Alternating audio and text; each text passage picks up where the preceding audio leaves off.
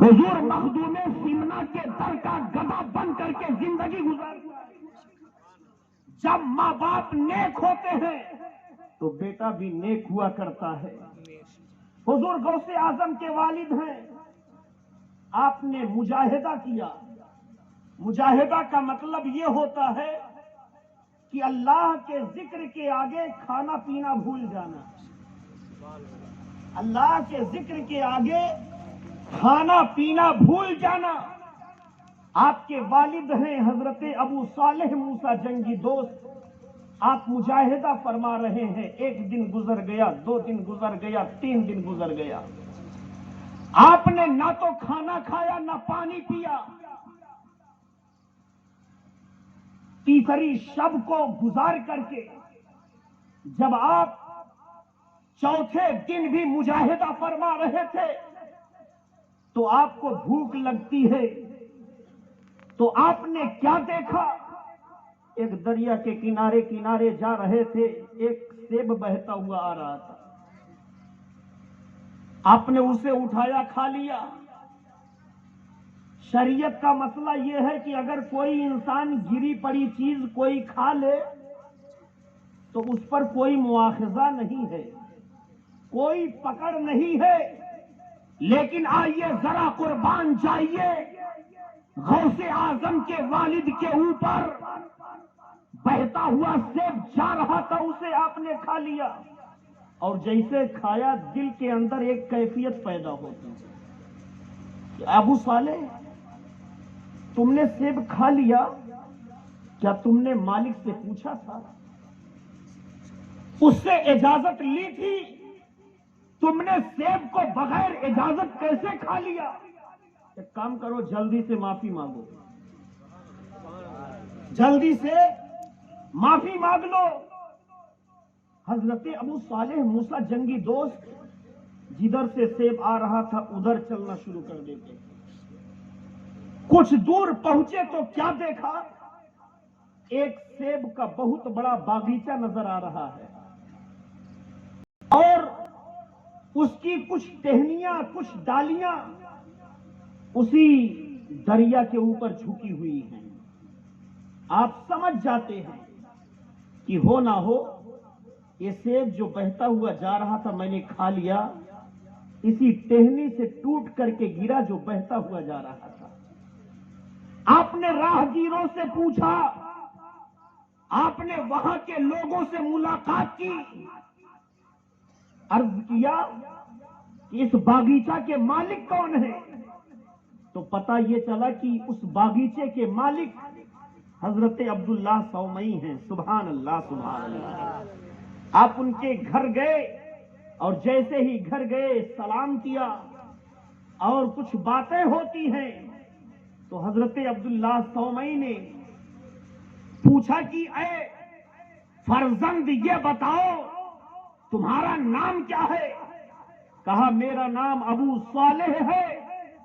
میں آپ کی بارگاہ میں اس لیے آیا ہوں کہ آپ کے درخت سے سیب ٹوٹ کر کے دریا میں گرا جو بہتا ہوا جا رہا تھا, میں نے کھا لیا. میں اسی کی غلطی کی معافی کے لیے آپ کے پاس آیا ہوں. آپ مجھے معاف فرما دیجئے. جب آپ اتنا سنتے ہیں تو سر سے پاؤں تک انہیں دیکھنا شروع کر دیتے ہیں. سر سے لے کر پاؤں تک, پاؤں سے لے کر سر تک ان پر سرسری نگاہ ڈالا کرتے ہیں اور جب نظر ڈالتے ہیں تو نظر تو ان کے اوپر ہے لیکن دل کی نظر لوہے محفوظ پر ہے. آپ نے دیکھ لیا ان کی تقدیر کو کہ آنے والا کوئی عام انسان نہیں ہے, آنے والا کوئی ادنا آدمی نہیں ہے, بلکہ یہ تو آنے والا اللہ کا ولی معلوم ہوتا ہے. آپ نے فرمایا اے ابو صالح تمہاری غلطی تو معاف ہو جائے گی لیکن ہماری 2 شرطوں کو منظور کرنا پڑے گا. کہا حضرت جلدی بتائیے, ان شرطوں کو میں منظور کر لوں گا, قبول کر لوں گا, میری غلطی معاف ہو جائے گی نا؟ ہاں تمہاری غلطی معاف ہو جائے گی لیکن تم میری شرط کو منظور کر لو. کہا حضرت قبول ہے.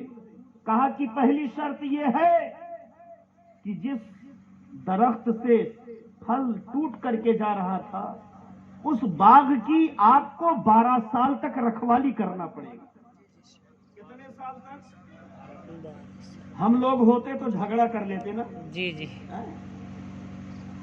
ابھی دکان سبزی منڈی ہم جائیں اور بغیر پوچھے ایک ٹماٹر اٹھا لے کھا لے, تو وہ اگر کہے کہ بھیا آپ نے کھا لیا بغیر پوچھے اس کا دام ادا کر دیجئے, تو شاید ہے کہ کچھ لوگ ایسے ہیں جو لفڑا بھی کر لیں گے. بڑا سیب والے بنے ہیں آپ, بڑے ٹماٹر والے بنے ہیں, ایک ٹماٹر کیا کھا لیا آپ مجھ سے پیسہ مانگ رہے ہو, ہم آپ کے یہاں سے روز خریدتے ہیں. خیر جانے دیجئے, آپ نے اس شرط کو منظور کر لیا, اور جب منظور کر لیا تو آپ اس باغ کی باغبانی کرنے لگے, اس کی گڑائی کرنے لگے, اس کی سینچائی کرنے لگے, اور جو کھر پتوار تھا اس کی نرائی کرنے لگے. جٹ گئے.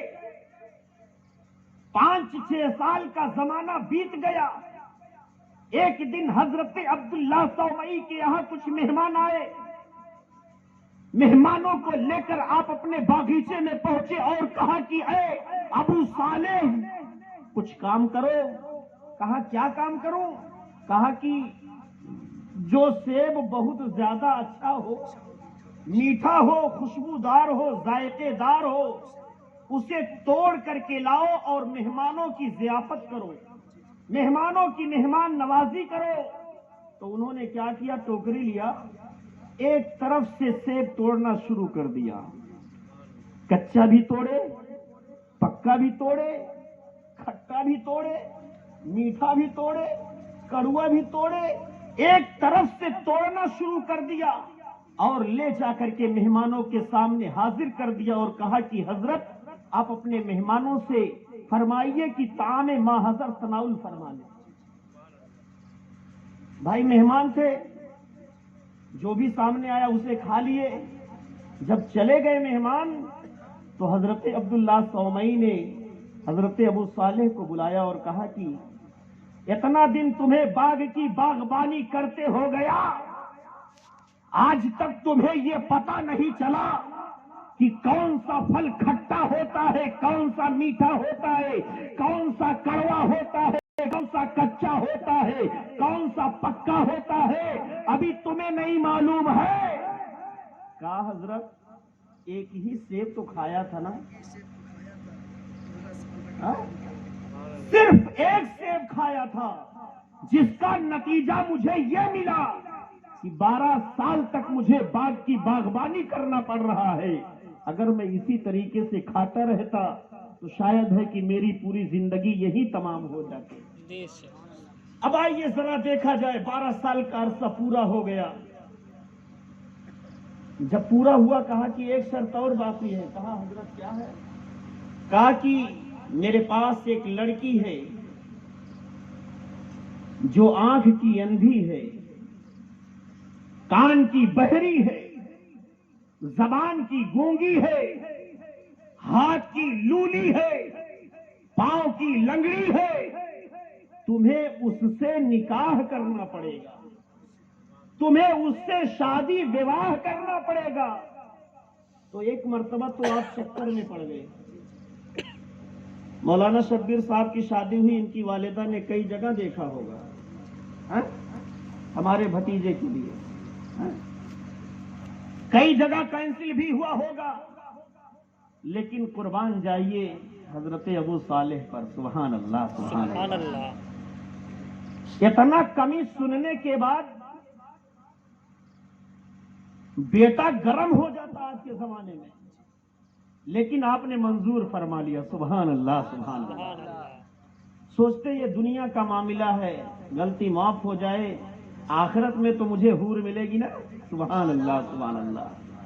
منظور فرما لیا, آپ کا رشتہ نکاح ہو جاتا ہے, شادی ہو گئی.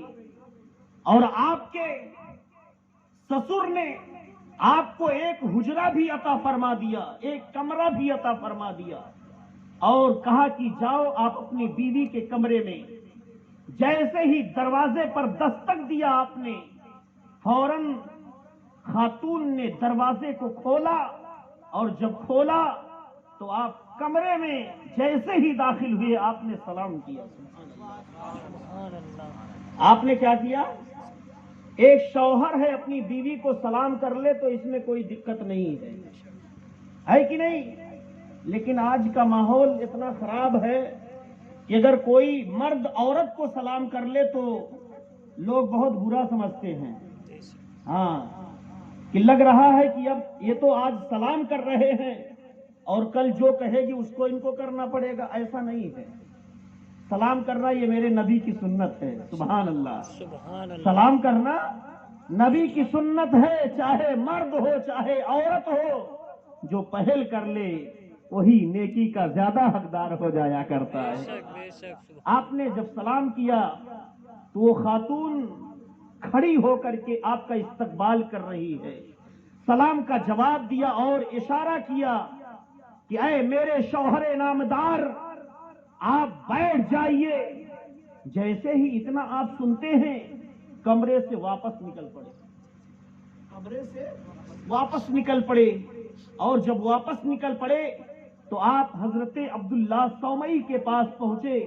کہا حضرت جس خاتون کے تعلق سے آپ نے مجھے نشاندہی کی تھی وہ خاتون وہ نہیں ہے جو آپ نے کہا تھا، یہ تو دوسری خاتون ہے جس کے ہاتھ بھی درست ہیں، پاؤں بھی درست ہے، آنکھیں بھی درست ہیں، کان بھی درست ہے اور زبان بھی درست ہے، اس کے ہر اعضاء درست ہے، لہذا وہ میری بیوی نہیں ہے۔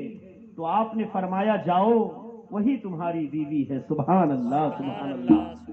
کہا حضرت آپ نے جو کہا تھا ایک بھی عیب میں نے اس کے اندر نہیں پایا۔ کہا سنو، میں نے اس لیے آنکھ کی اندھی کہا کہ آج تک اس کی نگاہوں نے کسی غیر مرد کو نہیں دیکھا۔ سبحان اللہ، سبحان اللہ۔ آج تک اس کے کانوں نے کوئی فلمی ترانے نہیں سنے ہیں، کوئی گانا نہیں سنا ہے، اس لیے میں نے اسے کان کی بہری کہا ہے اور زبان کی گونگی اس لیے کہا ہے۔ کبھی بھی اس کے منہ سے کوئی غلط الفاظ نہیں ادا ہوا ہے۔ جب بھی اس نے اپنے زبان کو کھولا ہے اللہ کی تسبیح و تہلیل کے لیے، اللہ کی حمد و ثنا کے لیے، نماز پنجگانہ میں تلاوت کلام اللہ کے لیے اس کے زبان کھلے ہیں، کسی لغویات کے لیے اس کے زبان نہیں کھلے ہیں۔ اس لیے میں نے اسے زبان کی گونگی کہا ہے۔ کہا حضرت آپ نے اسے پاؤں کی لنگڑی کہا ہے۔ کہا سنو، اس لیے میں نے لنگڑی کہا ہے، جب بھی اس کے قدم چلے ہیں تو نماز کے لیے چلے ہیں، جب بھی اس کے قدم اٹھے ہیں غریبوں، یتیموں، مسکینوں، ناداروں، مفلسوں کی مدد کے لیے اٹھے ہیں۔ اس لیے اس کے پاؤں جب بھی اٹھے ہیں اللہ رسول کی عبادت کے لیے اٹھے ہیں، اس کے پاؤں کبھی کسی غلط راستے کے لیے نہیں اٹھے ہیں۔ اس لیے میں نے پاؤں کی لنگڑی کہا ہے اور ہاتھ کی لولی اس لیے کہا ہے کہ اس کے ہاتھ کبھی بھی کوئی چیز اپنے ہاتھوں سے چھوئے ہیں تو وہ قرآن کو چھوئے ہیں۔ سبحان اللہ، سبحان اللہ۔ کبھی بھی چھوئے ہیں تو تصویر کو چھوئے ہیں، کبھی بھی چھوئے ہیں تو حلال چیزوں کو چھوئے ہیں، حرام چیزوں کو اس نے اپنے ہاتھ نہیں لگایا ہے۔ اس لیے میں نے ہاتھ کی لولی کہا ہے۔ اے پارٹی کے سنی صحیح العقیدہ مسلمانوں، باپ کا تقوی ایک طرف ملاحظہ فرمائیے، ماں کا تقدس ایک طرف ملاحظہ فرمائیے۔ جب ان دونوں کا سنگم ملاقات کرتا ہے تو پیارے اسلامی بھائیوں، اللہ تبارک و تعالی حضور سرکار سیدنا عبد القادر جیلانی، محبوب سبحانی، قطب ربانی، غوث سمدانی، حضور سرکار سیدنا غوث اعظم کو اس دنیا میں بھیج دیا کرتا ہے۔ سبحان اللہ، سبحان اللہ، بہت خوب۔ جانتے ہو جب باپ کی پیٹھ پاک ہوتی ہے، ماں کا شکم پاک ہوتا ہے تو بیٹا عبد القادر جیسی اولاد جم لیا کرتی ہے۔ جب ماں کا शिकम पाक होता है और बाप का पुष्ट पाक हुआ करता है तो बेटा मखदूम सिमनानी पैदा हुआ करता है। इसी तरीके से आप जब निगाह दौड़ाओगे तो बिलग्राम शरीफ की सरजमीन पर एक ऐसी मुकद्दस हस्ती है जिन्हें हुजूर सैयदुल अतकिया हुजूर सैयद ओवैस मुस्तफा कादरी बिलगिरानी के जाना पहचाना जाता है। जब इनके वालिदैन ने तकवा और तहारत को पसंद किया तो अल्लाह तबारक व तआला ने मेरे पीरो मुर्शिद हुजूर सैयद ओवैस मुस्तफा जैसी औलाद उन्हें अता फरमा दिया। क्यों ना हो, खाते हैं तेरे का, पीते हैं तेरे दर का, दाना है तेरा दाना, पानी है तेरा पानी। कौन देता है, देने को मुंह चाहिए। देने वाला है सच्चा हमारा नबी, देने वाला है सच्चा हमारा नबी।